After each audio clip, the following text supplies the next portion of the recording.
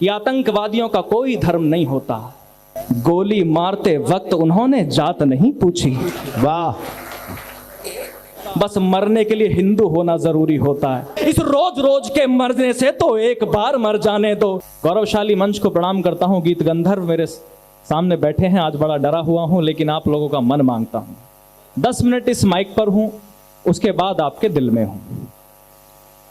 5 minute मन सुनाऊंगा, 5 minute mission सुनाऊंगा। मैं कविता पढ़ूं उससे पहले एक निवेदन इतना है कि मान स्वाभिमान का परिवेश रख कर बैठना, आशीष में देने को कुछ विशेष रख कर बैठना। सुनना ही है मुझको तो फिर अनुरोध केवल एक है, मन में मानवता व दिल में देश रख कर बैठना। मैं वीर रस के उन चुनिंदा कवियों में हूं जिन्होंने मंच से कभी कोई सांप्रदायिक बातें नहीं की। नितिन भाई, कभी कोई ऐसा शब्द नहीं बोला जो किसी को बुरा लगे, ना कल बोला, ना भविष्य में कभी बोलूंगा और ना आज बोलूंगा। लेकिन सच ये भी है, मैं कल रात से सो नहीं पाया हूं सर। मेरी बहन और मेरे रिश्तेदार 1 हफ्ते से कश्मीर में थे, उनको आज लौटना था। मैं कल यहां आने के लिए बैग लगा रहा था तो मेरी माताजी ने मुझे बुलाया और ले जा करके टीवी के सामने खड़ा किया। खबरें आई तो पूरा परिवार रोने लगा। उनको लगा कि बहन और रिश्तेदार वही हैं। फोन किया तो पता चला कि किसी कारण से वो पहले ही 2 दिन पहले आ गए थे। मैं टीवी में मैंने देखा तो एक लड़की है 27-28 साल की, हाथ में चूड़ा पहन रखा, शायद नई शादी हुई होगी। वो कह रही है कि मेरे पति भेलपुरी खा रहे थे, उनका नाम पूछा, धर्म पूछा और गोली मार दी। वीडियो आगे देखी तो एक लड़का लेटा हुआ है सर, उसकी पैंट उतरी हुई है। नितिन भाई, मैंने सोचा पैंट क्यों उतरी हुई है, तो पता लगा कि उससे नाम पूछा, जब नाम से कंफर्म नहीं हो पाया तो पैंट उतार करके चेक किया कि ये किस धर्म का है, उसको भी गोली मार दी। 75 साल हो गए सर, एक बात सुनकर के कानों से खून निकल आया कि आतंकवादियों का कोई धर्म नहीं होता, आतंकवादियों का कोई मजहब नहीं होता। लेकिन इस फर्जी जिहाद के लिए मासूम लोगों की छातियों में गोलियां मारने वालों का वाकई कोई धर्म नहीं होता, बस मरने के लिए हिंदू होना जरूरी होता है।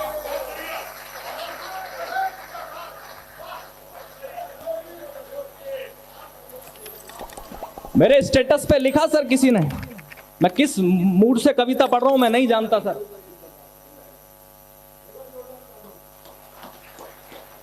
बस मरने के लिए आपको हिंदू तो होना, हिंदू हो तो आप मरोगे। किसी ने स्टेटस में लिखा कि अब सारे इन आतंकवादियों के खिलाफ देश के सारे हिंदू एक होकर के आवाज उठाएं। मैं कभी हूं अलग विचार रखता हूं। मैंने कहा नहीं, अगर आवाज उठानी है तो इन आतंकवादियों के खिलाफ इस देश के मुसलमान आवाज उठाएं। ये बात सोचनी पड़ेगी सर,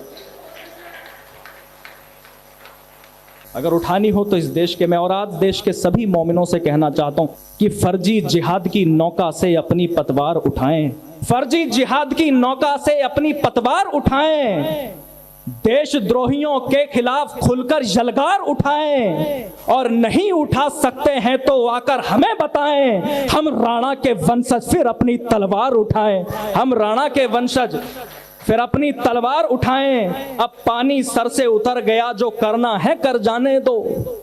अब पानी सर से उतर गया, जो करना है कर जाने दो। इन वहसी क्रूर दरिंदों को अब थोड़ा तो डर जाने दो। आदेश करो तुम मोदी जी, जो करना है हम कर लेंगे। इस रोज रोज के मरने से तो एक बार मर जाने दो, इस रोज रोज के मरने से तो एक बार मर जाने दो। घाटी में फिर अमन चैन की आस नहीं ला पाओगे। मैं सभी से कह रहा हूं, ये बड़ा दर्द है। घाटी में फिर अमन चैन की आस नहीं ला पाओगे। प्यार मोहब्बत का कोई एहसास नहीं ला पाओगे। भाईचारे पर फिर से नई फिल्म तो ला सकते हो, पर भाईचारे पर फिर से नई फिल्म तो ला सकते हो, पर जो धर्म पूछ कर तोड़ा वो विश्वास नहीं ला पाओगे। जो धर्म पूछ कर तोड़ा वो विश्वास नहीं ला पाओगे। अंतिम 4 पंक्तियां पूरा देश सुने। ये 4 पंक्तियां आपकी जमानत पर पढ़ रहा हूं। मैं देखना चाहता हूं कि आपका कलेजा भी उतना ही फटा कि सिर्फ मेरा फटा। ये खबर सुनने के बाद कि प्यार मोहब्बत की कोई सौगात नहीं पूछी, प्यार मोहब्बत की कोई सौगात नहीं पूछी, बस धर्म ही पूछा था, कोई और बात नहीं पूछी। जात पात के नाम पे हर दिन लड़ने वालों याद रहे, गोली मारते वक्त उन्होंने जात नहीं पूछी। वाह, कि जब से धरती पर जन्म लिया, जब से ये होश संभाला है, जब से यह कलम उठाई है, जब से प्रश्नों को पाला है, तब से ही कुछ मर्दानगी वाले मानक सुनता आया हूँ। कांटों की महफिल में रहकर फूलों को चुनता आया हूँ। अक्सर कहते हैं लोग यहाँ मर्दों का काम तो लड़ना है, महिला के जैसे रोना मत, तुमको दुनिया से भिड़ना है। अरे मर्द जात में जन्म लिया है, गर्व से मूंछों को बैठो, कुछ काम नहीं कर सकते तो चूड़ी पहनो और घर बैठो। ये सब बातें सुनता हूँ तो मन भावों में खो जाता है। इतिहास को पढ़ता हूँ तो फिर गुस्सा दुगना हो जाता है। पीड़ा कविता लिख देती है, क्रोधानल सोच रहा हूँ मैं। आंखों में आंखें डाल के अब तुम सबसे पूछ रहा हूँ मैं। आंखों में आंखें डाल के अब सबसे पूछ रहा हूँ मैं। पुरुषार्थ के ये फर्जी मानक की नाधारों पर गढ़े गए, पुरुषार्थ के ये फर्जी मानक की नाधारों पर गढ़े गए। दुनिया के सारे रण केवल क्या तलवारों से लड़े गए। किन तथ्यों पर बोलो तुमने नारी को अबला कह डाला। बेटे को दी है तलवारें, बेटी को गुड़ियों से पाला। बेटे को सारी आजादी, बेटी बस घर का काम करे। संघर्षों में पल करके भी वो परिवारों का नाम करे। पर समय आ गया, सही गलत का फर्क तुम्हें चुनना होगा। मैं सीना तान के बोल रहा हूँ, अब सबको सुनना होगा। नारी के बिन घर के आंगन में भोर नहीं हो सकती है, बिना चूड़ियों के आंगन में भोर नहीं हो सकती है। जिसने दुनिया को पाला वो कमजोर नहीं हो सकती है। पाला बहुत अच्छे। जिसने हम सबको पाला वो कमजोर नहीं हो सकती है। कविता के ज्ञानी बैठे हैं तो शब्द शब्द को चुन लेना। कविता के ज्ञानी बैठे हैं तो शब्द शब्द को चुन लेना। मोहित का शौर्य बोल रहा है, ध्यान लगाकर सुन लेना।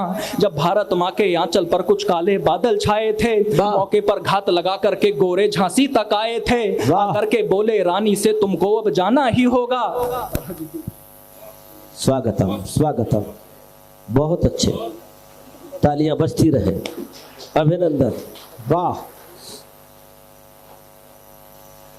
आकर के बोले रानी से तुमको अब जाना ही होगा। हर रोज पति की यादों में तुमको रुदन गाना होगा। राजा तो स्वर्ग सिधार गए, ना वारिस है कोई झांसी का। जो बात नहीं मानेगा तो उसको आदेश है फांसी का। जो बात हमारी मानोगी तो सुविधा भी दी जाएगी, जो कहीं और रह लोगी तो पेंशन भी दे दी जाएगी। बेहतर होगा बुंदेलखंड की सीमा से तुम पार रहो, बेहतर होगा बुंदेलखंड की सीमा से तुम पार रहो। जो छोड़ के झांसी नहीं गई तो मरने को तैयार रहो।